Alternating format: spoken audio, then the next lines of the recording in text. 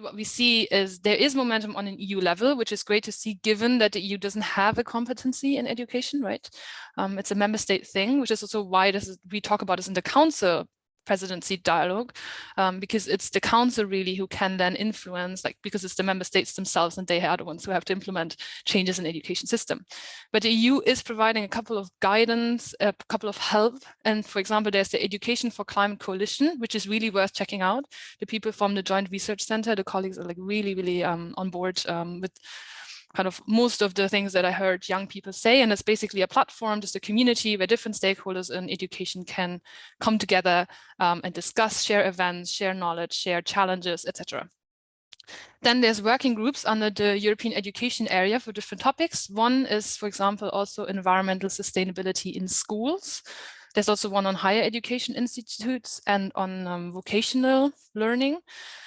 And there is lots of, for example, some of our member organizations at GCE are the European Student Union and Organizing Bureau of School Student Unions in Europe. And they are part of some of the working groups. And so there's a couple of youth organizations being part of them. And we could see that in the beginning, there's a lot of need to really talk about, what do we mean with climate education, or even more, we are also within GCE transitioning to using more the term education for sustainable development, because that's the language that has been adopted more on an EU level, and that is goes a bit beyond just climate education and learning about climate change and that, but there's still so much need to talk about, like, what do we actually mean? What do we want? What are we asking? But within these working groups, a lot has happened. People, I think, recently have met in Budapest with the schools to talk about how to change teachers' trainings, which I think really is at the core also for changing education systems.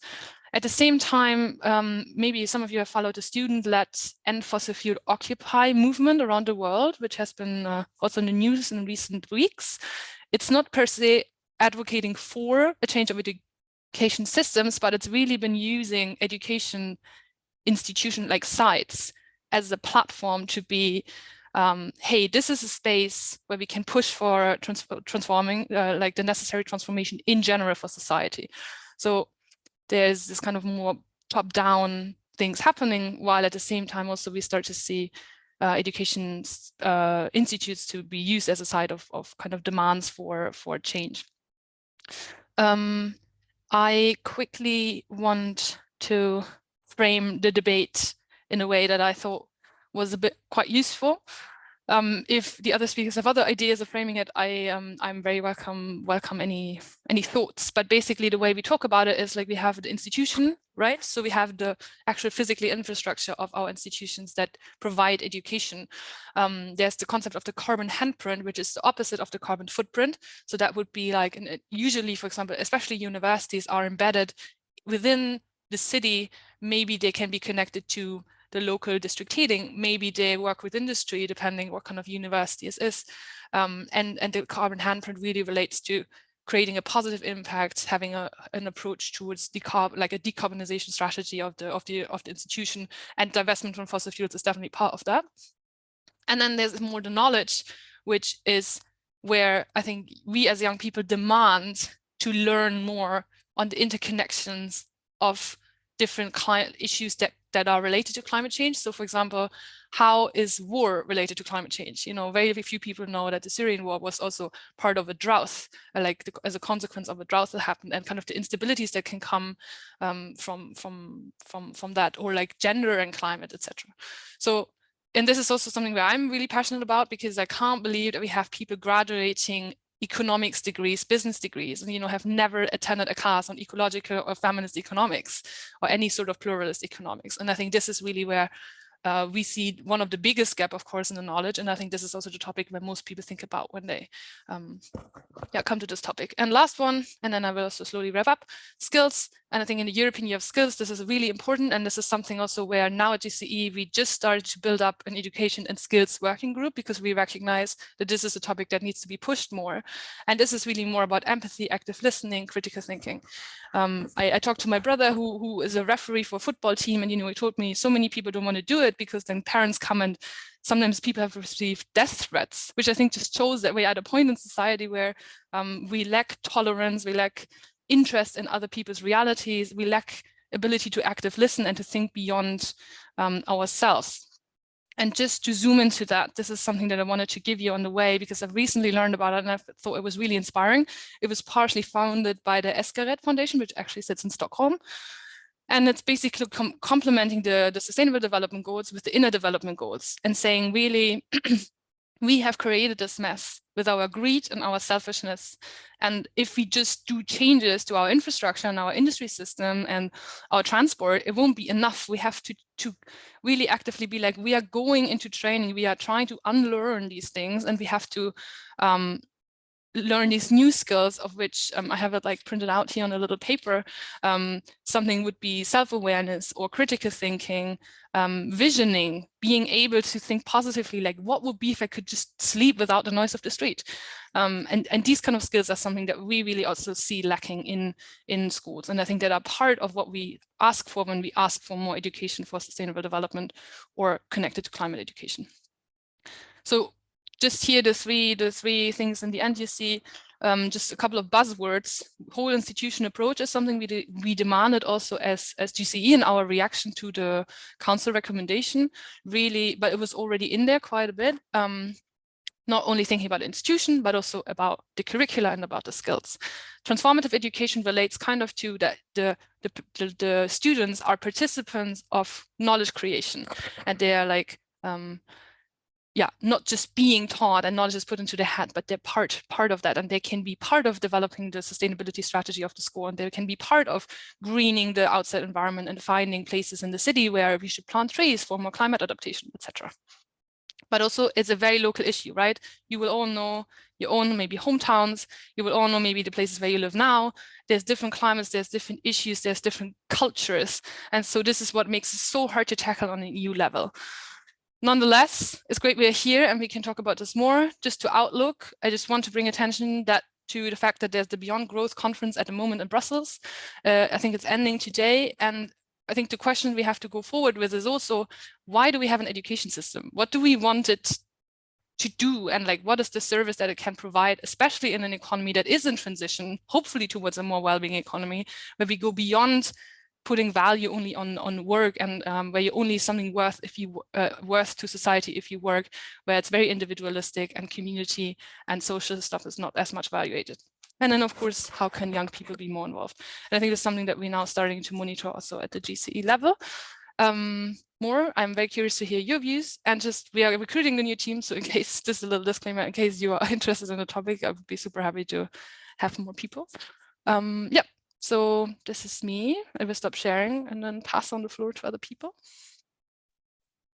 Thank you very much, Emily. That was a very great introduction presentation. I think you also motivated some people maybe to join GCE, especially for your working group. She posed some interesting questions at the end. We will definitely give you the opportunity to respond to that, give your opinions, and maybe also ask questions back to Emily. But we will do that after our two youth speakers that we have.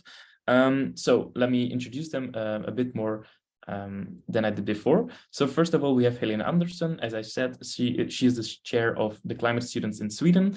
She's a 27-year-old student from Sweden, and she is pursuing a master's degree in political science at the Uppsala University. And then we also have Axel. As I said before, he is a Swedish UN Youth Delegate in the UNFCCC, elected by the Swedish National Youth Council. He's studying engineering physics in Lund.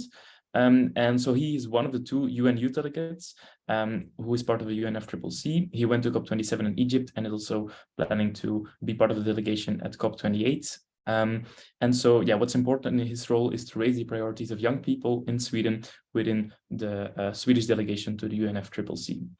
So to you two, Helene and Axel, I will ask you to give your short opinion on what young people expect on climate change education, on education for sustainability.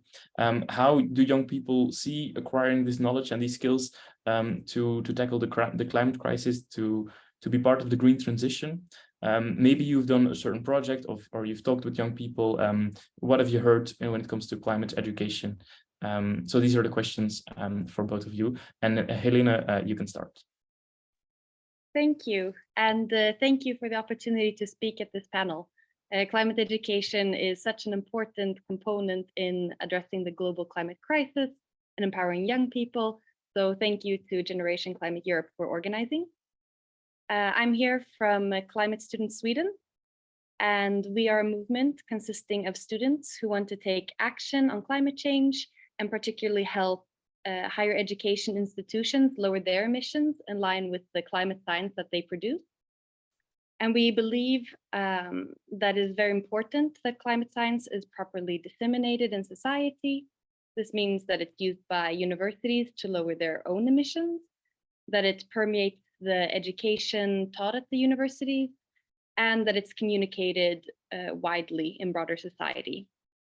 From climate student side, we see that young people in general are very worried about the climate crisis. Young people experience a lot of sorrow, anger, anxiousness as a response to the current state of things. But we also see that a lot of people are passionate about trying to find ways to be part of a solution. And it's important that our educations equip us with tools to be able to be part of a climate transition, both in our careers, but also as engaged citizens. And knowledge about climate change is often quite varied. Most people have a general feeling that we know that climate change is a problem and that more needs to be done. But when it comes to climate science, the biological and physical effects of global warming on our planet system, as well as what societal responses to climate change need to look like, a lot of young people feel like they're lacking important knowledge. And students are looking for ways to learn about these subjects, but often have to look outside of their programs or even outside of their departments or universities to find courses that fill this gap. I myself have attended specific sustainability courses that were not part of my degree in political science because I didn't feel like it was sufficiently covered. And I met people from all kinds of backgrounds, economics, behavioral sciences, biology, geography, and that they felt the same way. And this demonstrates that students feel like their standard educations are not covering climate change and sustainability in a sufficient manner. And part of what's missing is how much time is spent on climate issues. Sometimes in a whole university education, maybe there's one elective course relating to climate change, or maybe it's something that's briefly covered here or there, but it's not given a lot of attention. Another thing in particular that a lot of students feel is lacking is education related to climate change that engages with more critical aspects, asking bigger questions about how our current systems are run, bringing into question if they're compatible with a just climate transition. Because it's important that the solutions that we're looking at are in line with climate science. And there are important questions to grapple with, like making sure that the solutions that we're looking at don't, for example, reproduce systems of oppression. And these more critical discussions are oftentimes missing from our educations. And it's very important that young people are getting good educations that dive deeply into these issues, because as students, we're studying in all sorts of different fields, but climate change is such an overarching issue that's going to affect all of our futures. So it's important that we're really given the opportunity to really equip ourselves with knowledge, because the climate transition, it's taking place and needs to expand in so many different areas. We need to change our energy systems, our agricultural practices, our consumption patterns, our behaviors. The list could be made endless. And we know that we're going to need policymakers, economists, engineers, legal experts, psychologists, etc. We need to understand what a world severely affected by global warming looks like, and understand how we respond to these massive challenges. If we're not instilled with a sense of urgency, if we don't understand the challenges that await us, then we're not equipped for our futures and not prepared to be actors of change. I'll stop here for now, and maybe we can come back with some questions later.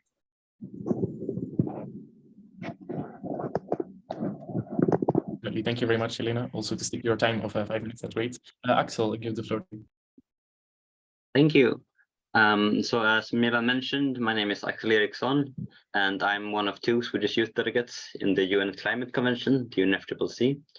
I'm also one of the coordinators of Global Youth Biodiversity Network Europe, where I've worked a bit on education. And in particular, I would like to highlight the term transformative education that Emily mentioned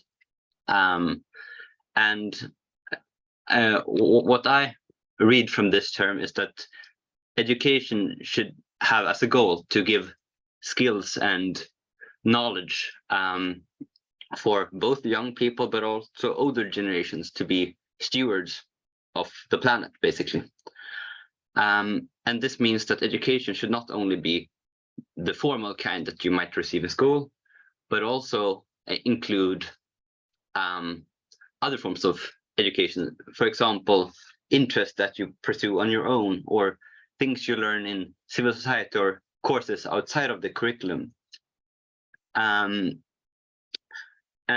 it is also important when we talk about formal education, what you learn from the curriculum, that the concept of climate or biodiversity or other environmental aspects are integrated at all levels, from preschool up to university, for example, and also across all subjects. As Helene mentioned, we need all people to be knowledgeable about the topic of climate or biodiversity, for example, whether it's economists, lawyers, or climate scientists. And in general, all education, as I said, should have the goal to raise generations of planet stewards. I would also want to highlight that education is not a one-way street where young people are the receivers. Young people have a lot of competence and power, in the sense that young people have a very good sense of the connection between different planetary crises. If there's something that I heard that young people are needed for when I attend UN conferences, it is precisely that, seeing the connections between, for example, climate and biodiversity loss, and seeing that these crises require joint solutions, that you can't really have a sustainable life on this planet if you don't take into account both biodiversity and climate, for example. And another aspect which youth excel at is that, in general, I feel that youth organizations are in a very big solidarity with each other. I'm always very surprised how young people from two different sides of the world can meet at the UN climate conference and share more or less exactly the same fundamental priority, that we want the planet for which we and our coming generations can live on, and also be able to cooperate in this greater ambition. So those are two things that I think youth can really contribute with: the connection between different planetary crises and also our empathy. And finally, I want to highlight that in order for education or information to be appropriately communicated, it's important that those owning stories and experiences are the ones telling it, if possible. And this particularly includes marginalized communities such as Arctic minorities or indigenous peoples in the case of Sweden. And it is extremely important that we don't see only Western science as the only way to achieve knowledge, but rather recognize that there have been traditional knowledge systems that have made it possible for example, indigenous peoples to live in harmony with nature for thousands of years in some cases.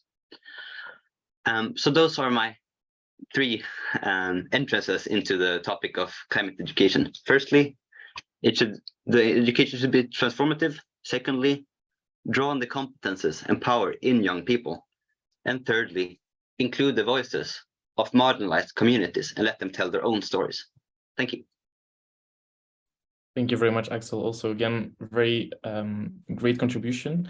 So I hope you're inspired now, talking to the audience then, by the two great speakers. And maybe you have some questions or also some comments, because again, it's also about your opinion, about what you think. Is there anything based on the short speeches by Helene and Axel that you want to add? Any questions for them? If you would like to, please raise your hand or put something in the chat so we can structure it a bit.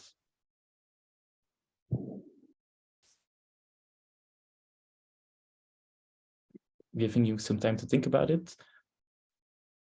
You can also refer back to Emily's presentation if you would like.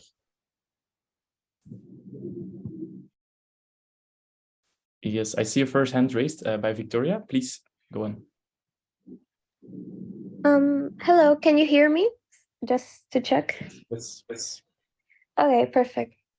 Basically, well, what I wanted to add was that I really enjoyed the contributions. I arrived a little bit late to the call, but specifically something that just resonated with me is the appeal to highlighting marginalized voices. Basically, for context, I'm a Venezuelan immigrant who lives in Spain, specifically really concerned with the climate crisis. And I think something that we lack in university education in Europe is kind of non-mainstream perspectives on the issue and on climate, specifically like indigenous voices and so on. So I think there really should be a highlighting approach to how we can create inclusivity in this space when we're rethinking the curriculum. And I would also like to ask if anybody has any concrete steps they think could be taken, because again, I feel like this is the kind of space where we can discuss that. Does that make sense? Definitely, that's a really great contribution. Very good point. Axel, you want to answer to that? So the way I interpret the question is if there is any concrete way to make sure that marginalized voices are heard. Did I interpret that correctly? Yes. Yes. So based on my role at UN climate conferences, for example, I know that I'm quite often invited to panels or discussions which might not be accessible to my counterparts in, for example, Latin America or other countries in the global south. And in that case, I feel that it's important for people in my position to be aware of the fact that we have this privilege, and that if it's possible to pass on the opportunity to someone else who might not have that opportunity, that's something that I usually try to do if possible. Or if that's not possible, at least try to raise their voices and share their stories, not in the sense that I put my own words for their experiences, but rather that I say that these voices are not here and they should be listened to. I cannot convey their experiences. Thank you so much. Yes, that is true. And I hope that, well, like, again, I'm really thankful for this kind of spaces where we can discuss these issues. And thank you again for all your work. Nice. Thanks for the question as well. And definitely, it's also up to the audience. Feel free to also think about this question that Victoria raised. And definitely also in the third part, we will have a more open space to talk about it. I'm just looking at the chat. There's a question by Elizabeth, which is a bit of a long one, but I'll quickly summarize it. So she asks how to promote climate change without letting anyone behind, especially when it's about economy. We need to include the most developing countries. And she says that it's not done enough, especially if we look at the European perspective. It's still very Western-minded, whereas the real impact is felt by the global South. I think that's a very good comment, and it's also something that Axel raised, for example. It's really about giving the floor to people who have experienced climate disasters, which has happened much more in the global South than in Europe. So there's definitely a good point that is raised. And the question we can ask here, but it's something to think about, is of course like how to bring these stories to education. Should probably not just be in classrooms, but also outside, thinking of the broader notion of education, which I think both Helene and Axel have mentioned. So very good point. Looking at another question by Bahmet, who says he's an engineer. So again, here he's asking the question how we can contribute opportunities, programs, organization, climate change, and environment. I think being a member of an NGO is already a big step. But again, and I think that's also a point that Helene definitely mentioned, it's like it's not just within the sustainability courses, let's say, but also in every part of education. We need, well, climate education, let's say. But I'm leaving the floor to the others again. Axel, Helene, you want to add something? Somebody from the audience?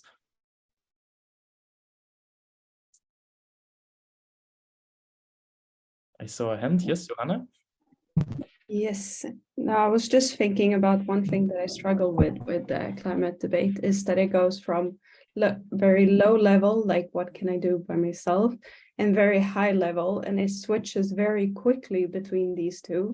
And sometimes it becomes very unclear in the end when you leave a discussion or a meeting, like who was in charge of this, or what do we actually came to what conclusion. So it was just a point that I wanted to raise and that I think I really struggle with this, and also related to education, like how to reduce this alienation from it and make it more concrete to each level, in so to say. Good point. Hayat, if you have another question or a similar comment, go on. Thank you for the opportunity. My question is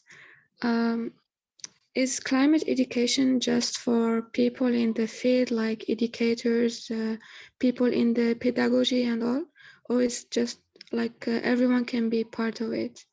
And if everyone can be included, like I think it would be a great idea if they are supported with the resources and they're equipped to do the education thing. Thank you. Thank you so much. Really good question. I think also something we can touch upon later when we look at the council specifically. I will give the floor to Remy for another question and then go back to you, Helene, and maybe also Axel. Remy, you can go. Yeah, thanks a lot. Quickly, I'm also a member of GCE. Just to introduce quickly, I used to be the project lead for the nature restoration team, and we organized also European Parliament Youth Dialogue. That was really awesome with multiple MEPs. Now I'm in the nature-based solution team. So just to say one thing, is really great to have this kind of spaces to interact with different kind of stakeholders, to exchange ideas, perspectives, etc. But I wanted also to say, so a part of my volunteering experience at GCE, I'm working for an organization that originally comes from Chile, and we're doing climate action education. So we are based in Chile, Colombia, and in Germany. And I'm here working on the projects in Germany. One thing that I really enjoy is basically, since organization comes from South America, so let's say from the global South, if we call it like this, we're trying to create more exchange between teachers, for example, from South America and Germany. Because one thing that we've really noticed is that exchange of knowledge, skills, competences, anything, values, should not be a, let's say, neo-colonialistic way of the North is always helping the South. And one thing that has been really useful, let's say, to bring these perspectives from the global South is to create these exchanges. Of course, they're difficult to put in place, but we had sessions where we had, for example, teachers from Colombia and from Germany meeting, and they were talking about their perspectives on climate change, but also education for stable development, climate education, what were the kind of materials that they were using in their countries, and which materials can be used, let's say, independently of time and space.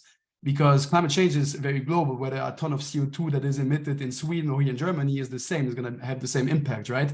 So it's interesting to create this global movement by creating larger connections. There is just one thing I wanted to bring up. Then I had another question that is maybe not so much related, but I saw in The Guardian that a couple of months ago, students in the Barcelona University occupied the campus because they wanted climate change to be finally added to the curriculum. And after days of protest, in the end, the university bowed and said, okay, we're going to have it. So my question generally is, can we force municipalities, local stakeholders, policies, etc., to take this matter seriously, otherwise than being civil disobedient? And that's a general question related to climate change, I think, not only climate education. Thank you. That's a really good practice, and also a very inspiring question. Okay, I'll give the floor to Helene. Any of the comments, and then after to Axel. Thank you. Yes, I wanted to comment on the question about that it can be difficult to know where to start with your climate action and where to aim climate action at. because it was kind of out of that type of frustration that the climate students movement was started, that were at these higher education institutions and they produce all of this climate science. And yet these institutions, which in Sweden are also government agencies, are also very big emitters of greenhouse gases. So one way to engage with this question is to start with institutions that are close to you. So as students, to work towards your university, and that can be done both towards your own university or collaborating with other students across the country, across the globe, and put pressure on your university or any other institutions that it's relevant for, to help them see how they can lower their emissions. For our part, that means partially communicating with environmental coordinators at universities, having a dialogue with them. We do a analysis and a ranking of the higher education institutions in Sweden of their climate work, to put pressure on them to continue raising their ambitions. So I just wanted to bring that up as one example of a way that you can engage with institutions that are close to you, but it still goes beyond just how can I change my day-to-day life. And maybe that ties in a little bit to the last question as well. Are there ways to engage with climate action beyond civil disobedience? I'm not sure if I'm going to take a stand on that question. I think civil disobedience is a super important tool.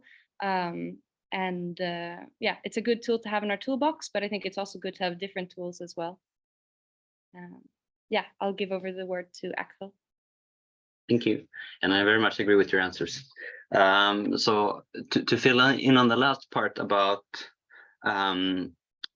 like forcing institutions like municipalities to take the issue of climate change seriously, I think civil disobedience is a way to give a large visibility to the issue and show that there is that people are ready to take to the streets in order for this issue to be handled in an appropriate manner. And this very much shows a commitment. And then I think that makes my role as a youth delegate, which is more involved in policy processes and talking about what concrete solutions might be made in order to handle these issues that for example, civil disobedience or demonstrations show. So I think these different ways of engaging are very complementary, and both are needed in some way. Otherwise, I think the progress would be much slower. And then just to address the question about whether climate education is something for everyone to, well, I wouldn't say take part of, but if it's something for everyone, I think it applies to basically every sector, because as I said, education does not need to be limited to formal education, which happens in, for example, schools. For example, in businesses or in civil society, or basically in any sector of society, we need people who can train each other and share experiences in order to become better suited to handle these issues we are facing, because we need basically all experiences that we can have in order to make the transitions that we need. Yes, thank you. Very good comments again. I also saw some action in the chat, so make sure to take a look, but we might also send some good practices afterwards. So if you send them in the chat, we'll keep track of them and then send a follow-up email. So that's really great. I think we will wrap up this first part here, and then we will move on to the second part. But if you still have some questions, there will be some space in the last part as well to get back to them. So thank you, Helene and Axel. Of course, you will still stay with us also to ask questions and give your opinions later on. But now we will move on to the part which is more focused on the policy side, specifically also on the Council of the EU, the work that has happened there. And for that, we have two people with us. Well, first of all, I introduced her already before. We have Stina. If you can maybe wave so everyone can see who you are. Great. Thank you so much. So Stina, she is a member of the Swedish delegation for the UNFCCC. She works specifically on the ACE, which is Action for Climate Empowerment, which we find in Article 12 of the Paris Agreement. This relates to issues such as climate education, training, public awareness, participation, access to information, and also the international cooperation around these matters. So, of course, very relevant for our topic of today, especially regarding education and training. And then before I give you the floor, Stina, I will also show a video statement by Jan Dusík. He is the Director General for Climate Protection at the Ministry of Environment of the Czech Republic. We wanted to also involve someone from the previous presidency, so that's why we also invited someone from the Czech Republic. Important to know is that this video was recorded some time ago, so he might say, we recently ended our presidency. Well, of course, at this time, we're almost at the end of the Swedish presidency, so that was a bit time difference. Just bear with me. I will show the video of Jan, and then we can move on. Ladies and gentlemen, I'm sorry I can't be with you directly, but I'm happy to give you a few perspectives on where the Czech Republic stands. We have just ended the presidency of the Council of the European Union, and we have gained quite a bit of experience, which I'll be happy to share with you some pieces. Climate change was a big part of our agenda. We were busy with adopting the legislation in the European Union. We managed to agree on the Fit for 55 package of climate legislation, and we were also leading the European Union in COP27, in the climate conference. And one part of that engagement was a side event, which our Prime Minister hosted together with the President of Romania, and which was devoted to climate education. So it's very important topic that we wanted to highlight also as part of our presidency program. When talking about why climate education is important, it is important because of raising awareness and also influencing the public opinion, demystifying, answering some of the questions, and of course it's a complex topic or set of topics, and it's important in order to address climate change to also understand and to be able to unpack the complexity and to offer solutions and to be able to understand what needs to be done. As the young people will be engaging in resolving the climate emergency, decarbonization that is happening and that can happen also in schools is quite important. And what is also very important is to share the experience in between the member states, across the borders, across languages, looking at best practices, comparing what works where and where are the successes. And this is particularly the role for the European Union.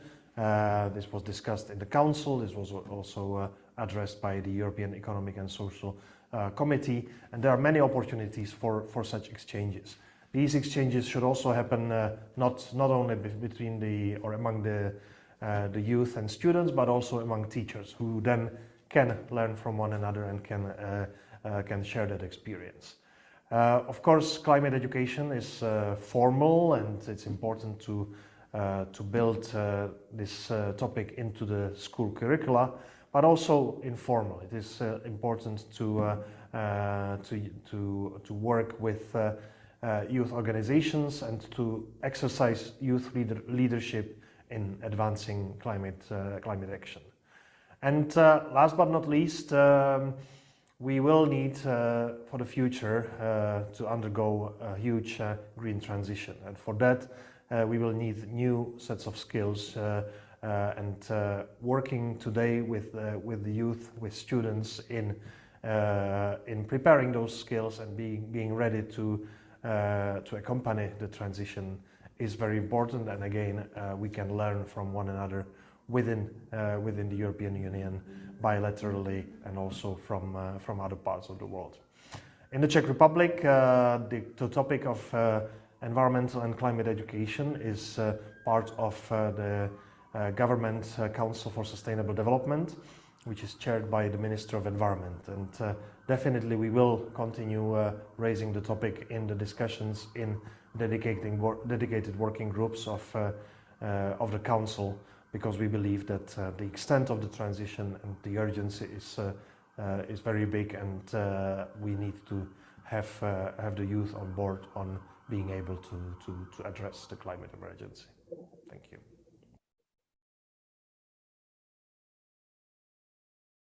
Okay, so thanks for Jan, he's not here, but thanks for the video. Some interesting points, also some points which definitely aligns with our previous speakers. And now I will give the floor to Stina. So of course, what we would like to know from your side is specifically what Sweden is currently doing. It has a presidency in the Council of the EU, so what it is doing to actually work on climate education and learning for the green transition. It's also important to notice that 2023 is a European Year of Skills, so these skills for the green transition should be promoted even more. Also, definitely from your perspective, we would like to know how you take these efforts forward in the UNFCCC process. Can we expect something more on climate education in COP28? It's something that Emily in the beginning already touched upon. Maybe also if you can give us an insight into Sweden's national education or climate education policy. So is it setting an example itself? And then is it really also engaging on this topic in the international environment, in the Council, but also in the UN environment? So you have the floor, Stina. And if you would like to share slides, normally you should be able to share your screen. If not, I can also try to do it. It's not necessary. Thank you for that wonderful presentation. I'm so honored to be in this setting, listening to you and sharing your passion for the climate issues. So thank you very much for inviting me. My apologies for being a bit of another generation, loving the PowerPoint presentation. So I made slides for this, but it's not necessary because it's more for me to remember what to say. So it's not necessary to share them in the meeting. You could add them to some sort of documentation because they have some links to them. So if you want to dig in further. So thank you for the presentation. I am the national focal point. I'm a communications specialist at the Swedish Environmental Protection Agency. So I work with communications and have done so for all my working life. I'm also a member of the Swedish delegation covering the issues of ACE, which stands for Action for Climate Empowerment. Often when you talk about ACE, you talk about the 6 elements of ACE, which are education, training, public awareness, public participation, public access to information, and international cooperation on these matters. So one strong position from the European Union is to balance these 6 elements in the work with ACE. Before there was a tendency to maybe in some ways overpowering the education and the primary education sector in front of the other 6 elements. So the EU works continuously to balance these elements together. Yes, and as you said, we are holding the presidency after the Czech Republic, so very busy days. Right now we are preparing for the negotiation session in Bonn, which is the pre-session to the COP28. Within ACE, we have worked very, very hard to launch first of all, the Glasgow work program, which was decided upon on the COP26 in Glasgow. And after that, we have the action plan, the ACE action plan, which is more direct activities to guide the parties in what to do to implement the work program from Glasgow. So we have these 2 cornerstones. So we are in some kind of implementation phase when it comes to ACE, because we have the two cornerstones in place, and now we are working to implement them. The work program is 10 years long, so it covers the upcoming years. Yes. Something about Sweden then. I listened to you earlier. It's so it's so wonderful to hear your passion and to share it in this setting. Sometimes this is hard, you know, working with the climate change communication, because we know there's a sense of urgency. We know we are in a hurry, and still we have a long and steep hill in front of us when it comes to awareness and really decreasing the emissions. So in Sweden, we had a government mission in 2020. So we made sort of a national stock take on ACE, where we investigated all these 6 elements. So what are the states within these 6 elements in Sweden? Some of the findings were that when it comes to education and training, you could say that sustainable development is very well implemented when it comes to syllabus and curricula in Sweden. From very early age, there are writings in our Swedish syllabus and curricula that there should be education on sustainable development. We have several examples of higher education. I listened to you before, but we do have examples of higher education very advanced about climate-related topics. There's a network between university when it comes to climate change issues. So in that said, it's not enough. So in an international perspective, Sweden is well covered, but it's not enough, because we need new knowledge. We need the knowledge we didn't have before, because we have the problems we didn't have before.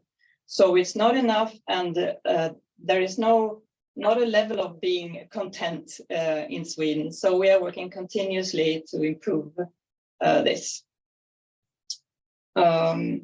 There's also when we made this mission, there was a COVID pandemic, so we didn't have the opportunity to make a survey to all the 290 municipalities in Sweden, but we made some interviews.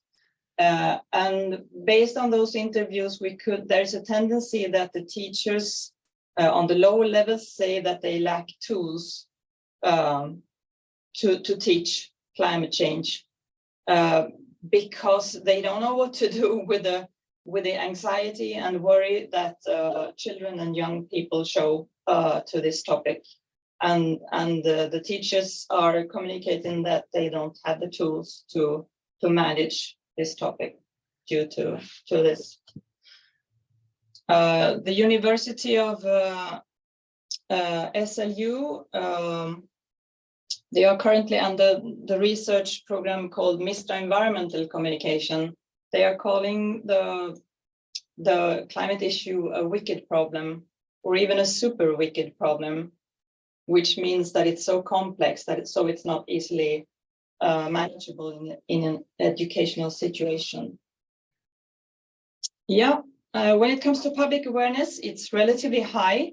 In every survey you make, we have made surveys in Sweden since 2002. So we have an unbroken series of measurements of the climate awareness in Sweden, but still that is also not enough, because what are we really aware of? What do we think will happen with this awareness? We didn't ask the right questions, in my opinion. We should go deeper and ask if there's 95% of the Swedes saying that, yes, I think we will be affected by climate change in Sweden. What does that mean? Does that mean severely affected, or does that mean in a small way? So we should know more even about the public awareness. We do know that a great majority of the Swedes, 76%, are very interested in climate change issues. They want the source of climate change information to be government agencies, news media, and researchers. So we asked about, do you want this to come from influencers, social media, other sources, and they say no. So they want the climate change communication to come from more sort of research institutes and formal sources. So that's a good knowledge to have. Yes. Yeah, we did see, we made a survey to a number of government agencies in Sweden to know how do you communicate climate change issues with the public in Sweden. And we see that many authorities have very important assignments and they work actively with climate change issues, but there is a lack of coordination and there's a lack of a common knowledge base between agencies in Sweden. Mm-hmm. So we are many actors, but we are not coordinated yet. So there are sources of improvement. Lastly, just some challenges. When you speak communication and public awareness, I think you have to mention increased polarization in a public debate with an increased pressure on resources. You will see more polarization in the tracks of that. Matters of equity, very hard. I heard you mentioning that easy, but very hard to tackle within communication. Also the urgency, also difficult to communicate. The changing media landscape, social platforms, new technical tools, misinformation, disinformation, false information, and attempts to miscredit science and government institutions is very real to us, and that's what we are working with on a daily basis. So we need to increase our knowledge as a government agency on these matters and how to tackle them. You see windmills on the picture, and that's just one of the topics that we encounter misinformation today. Mm-hmm. So I put in my I say you see, but you don't see because I have my pictures here, so I see them and you don't. Oh, anyway, I was showing a picture of windmills, so very conflicted area in Sweden. Sorry about that. When you look in the documentation, you will see the windmills as well. Just a short, bright thing to end with is the tool Panorama, which is a Swedish tool for measuring policy and the effects on mission that policy have. So it's a link to the tool, and it's implemented in several other countries. And I think it's I hope in this challenging situation that there is a way to create more knowledge and an accessible tool to all of us. So just a tip to take a look and see if there's anything you can find there to use in your further work. So thank you. Sorry for being so lengthy. No worries. Thank you very much, Stina.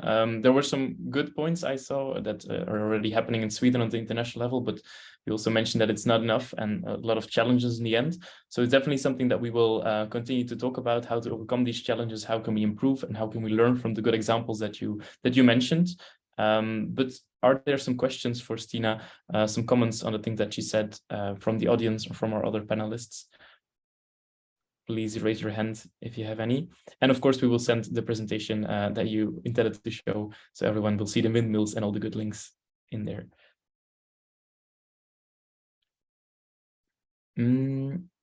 I see some question in the chat, which is more a broader question about are we prepared to live in a world with less of everything? So that's, of course, about tackling the overconsumption issue, which is, of course, also an important part of climate change. Indeed, and then the question here could, of course, be how do we also connect climate education in whichever form also to issues of having our fair share and stopping the overconsumption. I think that's also an important one. But I think there was also a question by Denise. If you would like to take the floor. Yes.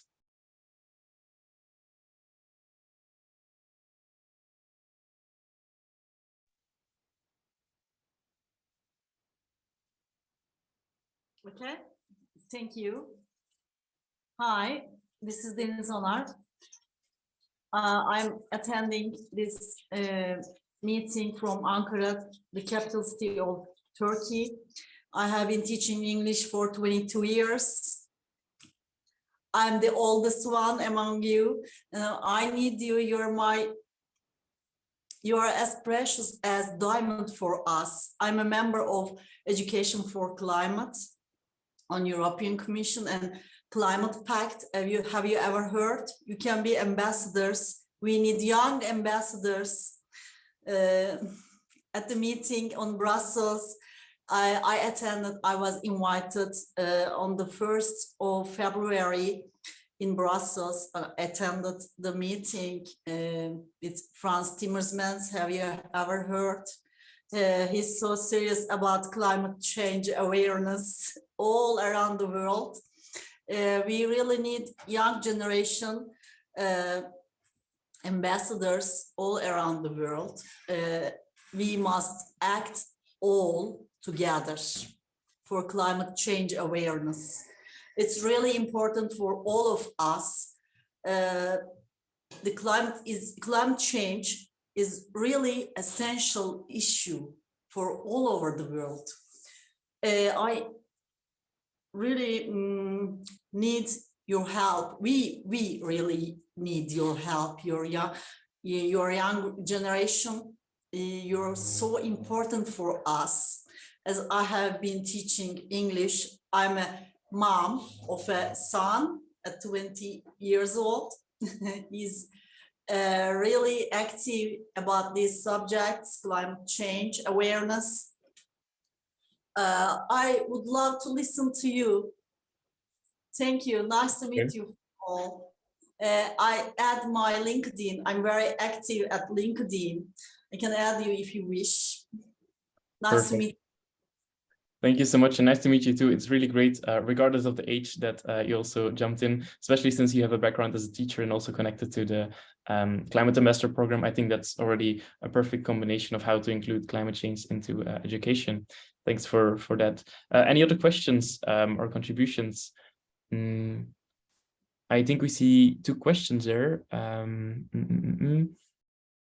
So so Kasim asked, what can we use as climate change mitigation adaptation measures in islands? I think that's a broader climate change question, but especially the second one might be interesting. Which key climate awareness tools can we use to integrate the young generation in the climate change issue? So climate awareness tools. I will also take the second question. How does mental health impact climate education? I think it's definitely something you mentioned also, Stina, how to deal with this climate anxiety. Because of course climate change is not a neutral issue, but it's definitely also something that we relate to emotionally. So important to take into account. Do any of you, the panelists, want to respond to that?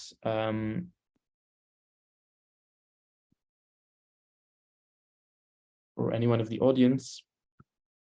Helene? Something short, just connected to the mental health and climate education. I think that sometimes we feel like our responses to climate change needs to be either hope or despair. And both of those reactions are very much a reaction to something outside of ourselves. And sometimes we don't feel like we don't have the tools to engage because, yeah, I think it's very natural to have feelings of despair. That's a very logical reaction. But it's also important that we have other feelings connected to how we can engage as actors, not just observing something that's happening outside of ourselves, but how can we find ways to be part of a change. And I think here that climate education is a really key concept because we need to make sure that our educations are equipping us with the right tools so that we don't just feel despair towards something outside of our control, but that we really feel that we're well equipped and can tackle these global challenges. Thank you so much. Really good contribution on how we feel relate to climate change. And I think also in ACE, we see this word empowerment, which I think is a very important one to not just talk about the effects, but also about our role. Axel.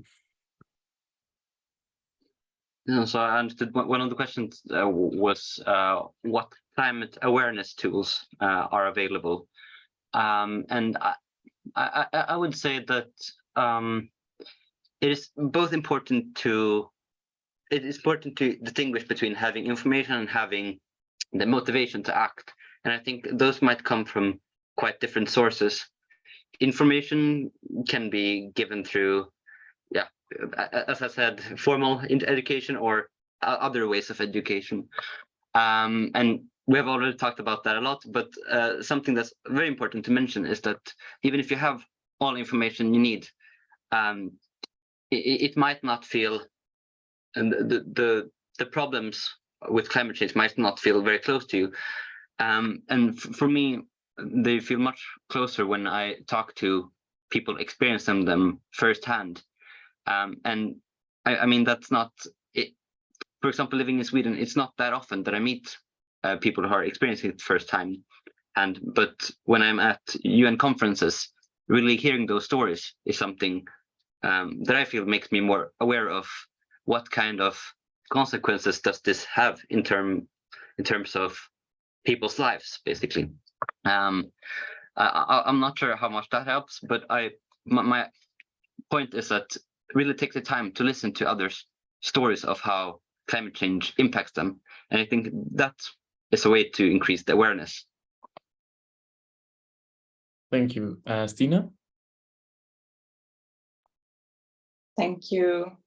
Just great contributions by both Helene and Axel. I just wanted to say something about this. Sometimes you hear people saying that you cannot scare people. Climate change scares people, so you shouldn't talk about it because you scare people off. And we don't see really in our material that tendency. I think it's the other way. You should keep talking about it and talk about it even more, and really spread the knowledge about what do we think is going to happen in a climate change society. So you don't stop at it affects our economy, because the economy is affected by climate change issues. So really you should continue talking as much as you can and discuss in what way will this affect us. And I think we do have the first-hand experience in Sweden also, but we think we don't because we haven't really captured it in that sense. So don't believe it when people say you shouldn't scare people when you communicate climate change issues, because it works in other areas and it's a scary issue. So really we should keep talking, I think. That's a really good point. Also to mention definitely the urgency and the negative consequences, which would maybe steer us towards action. Grisel, you also have a comment or a question. Good afternoon, everybody. Thank you very much for organizing this event. My name is Grisel Menezes, and I'm a Climate Pact ambassador. And I'm not young anymore, but I'm always very amazed of youth's clarity and awareness of these current issues and interconnected crises. And this is why I wanted to join you for this session. But I wanted to reassure you as well. I am currently working with an alliance of generations for climate. So in this framework, we are working on equipping youth with the green skills and with the vocational and professional experiences needed to thrive in these times of massive transformation. And we try to work in a transversal way, and obviously education, as you know, is a major driver to address this climate crisis. So I encourage you to keep your working on this topic. But we also believe that education must urgently evolve, and having a strong focus on critical thinking, as well as a better balance of knowledge and practical experiences. So we are also currently working in developing partnerships with universities, education and training institutions in order to enable anyone in every generation willing to gain this particular set of skills while contributing to concrete local climate projects. So, well, we have also identified participative democracy and citizen engagement education as a powerful driver for change. And well, finally, I encourage you to keep challenging older generations to increase climate ambition, because that works indeed. And also, I wanted to remind you that we can not solve this crisis alone. So an enhanced collaboration between youth and older generations is really needed, is critical. And the older generations are also realizing increasingly that they can play a major role in ensuring the transmission of critical skills to address this crisis, okay?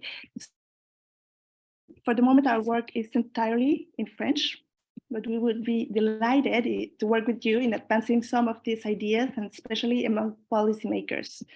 So I will give you a link, and if you want to join us, we can keep exchanging around these topics. Great, thank you so much. Also, again, a very good example of something that is already happening. So definitely share the link and we'll share it with you afterwards. Also, thanks to Stina for posting the Climate Pact in the chat so people can find some more information. Axel, did you want to? Yes, you can take the floor. Sure. Just a quick comment on what Stina said. I very much agree that Sweden is experiencing impacts from climate change, and often something that I don't think is talked about enough is the mental impacts. That a lot of young people, for example, are very worried about the future, and this impacts our career choices. It impacts many different aspects of how we choose to live our lives. So we shouldn't forget those less visible impacts as well, even if there are, of course, very tangible impacts in large parts of the world, which Sweden does not experience as strongly as other continents, for example. Great. And then again, we turn back to the mental impact, which is an important issue, definitely. Okay, thank you so much.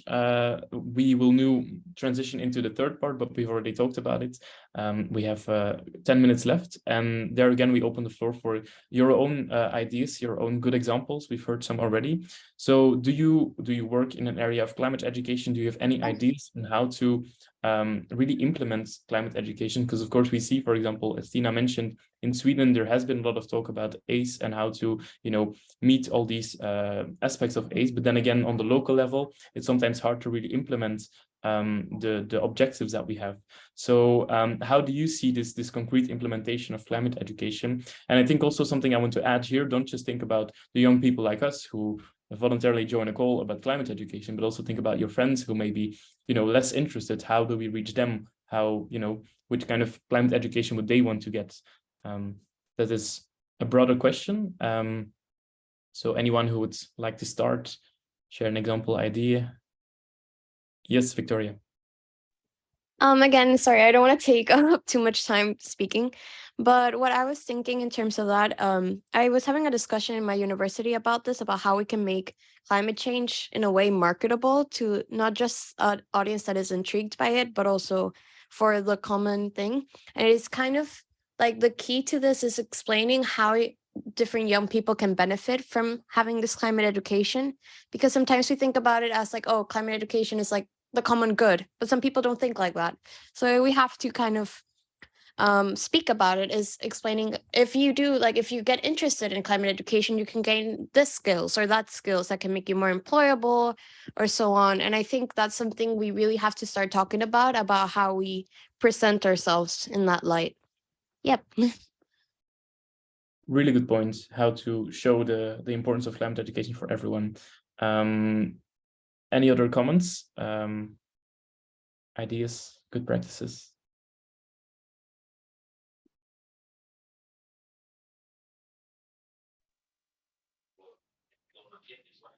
Vianney, do you want to say something? No, okay, that was a... Are you getting me? There's a bit of background noise, so if you maybe can put your question in the chat if you have any. Or... Yes. Getting me? Yes.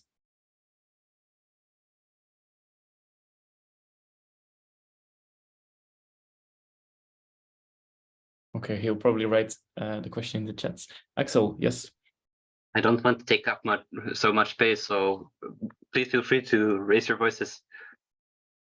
Okay, I'll mention just one overarching example. It's that I think we often talk about these more general kinds of education about climate change in a very general sense.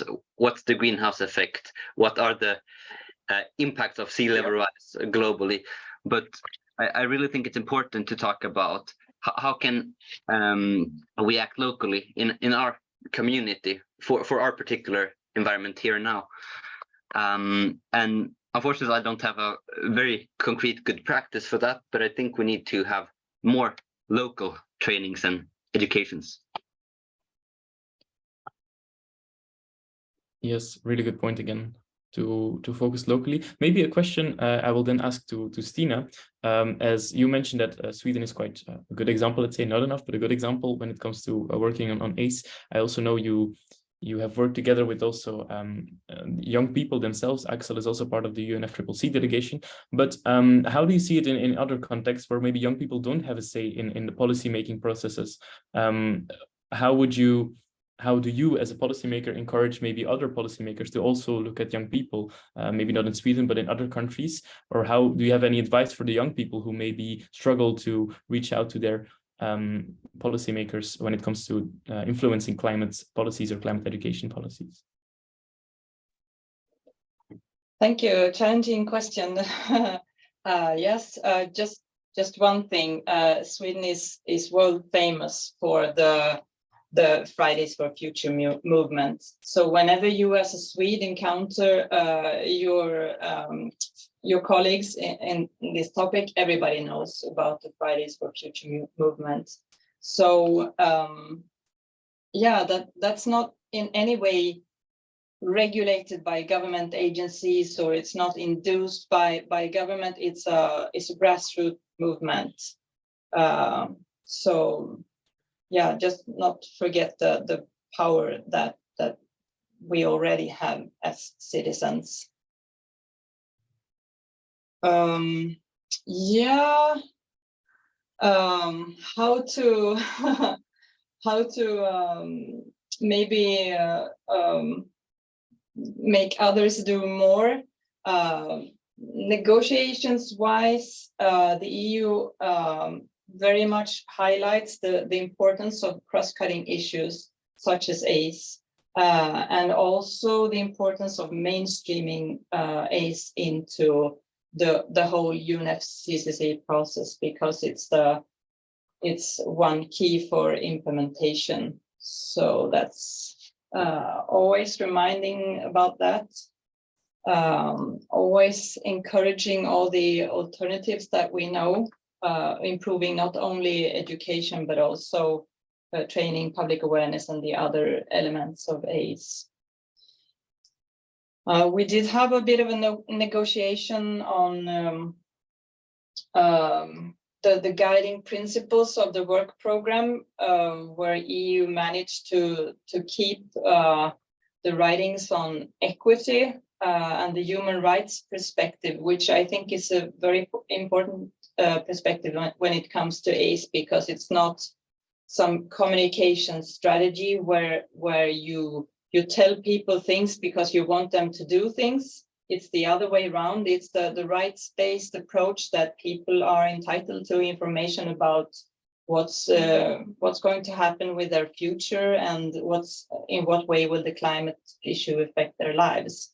So always reminding about this, and we have colleagues and cooperative partners when it comes to the human rights perspective in AIDS, and that's also very, very important for the continuous work. Mm-hmm. So not seen as a light topic or soft topic, because it's a rights sorry, rights-based topic, and that makes it serious in the UN agenda. So also keeping that in mind. Thank you. I'm not sure I'm answering your questions.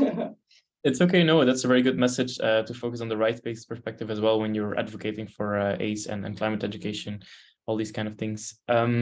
We have a couple of minutes left, so I really invite you, if you have a particular question that you want to ask or share another opinion, specifically also on climate education, raise your hand. A comment, a good practice. I see that a lot of people also ask broader, but of course more important questions about really how to adapt to climate change, how to, you know, reduce the disaster.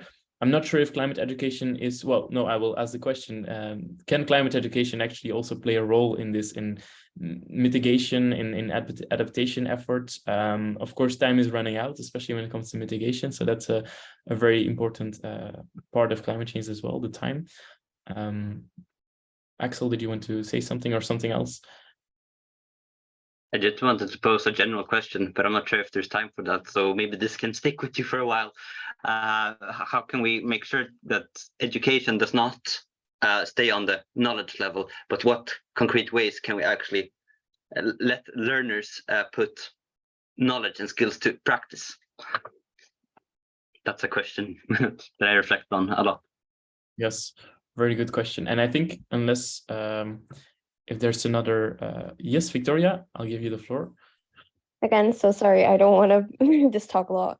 But in regards to that question, something that I found interesting in a way to answer it is that there's different programs. It's called, I think it's like the past learning method, where you can identify different skill sets that you can apply to jobs and other kinds of like more daily life utilities in climate education. Again, I don't remember the exact name right now, but it would be really interesting if as youth and also in this kind of organizations, we start looking into this methods of turning, I guess, just like formal education into active skills. Like, I think that's one of the biggest things we can do right now, answering that question, right? Really good point. And if you would come across the specific thing you were referring to, you can always send it to us. But I think on this note, we will end this dialogue. So thank you so much for your contributions. Thank you also for the panelists for joining us, Axel, Helene, Stina, the video from Jan as well, but especially the ones who stayed until the last moment. Thank you so much for sticking with us. We will, of course, send an update afterwards. So we will send a follow-up. I think there's a lot of interesting projects, good examples that were shared also in the chat. So definitely important to keep track of that. And maybe why also not to follow up in a later session to talk about more specific issues that we've raised here, because I know there's lots of answers, but there's also lots of questions that you will be leaving this dialogue with. But try to also think about your role. We've heard some inspiring words about to mention the urgency of climate change. Don't be afraid to talk about the fear that is included in climate change, and also, of course, to think about the local action you can take. But again, not just in your own life, but also in the institutions you are in. Starting from the local level may already have a big impact. And of course, we're looking forward for Stina to continue her efforts from the policy side. But I'm quite confident that she also knows that much more needs to happen, and our youth delegates as well to keep on working in the UNFCCC processes. So thank you so much. I'm going to leave it here. So enjoy the rest of your day, and we'll stay in touch.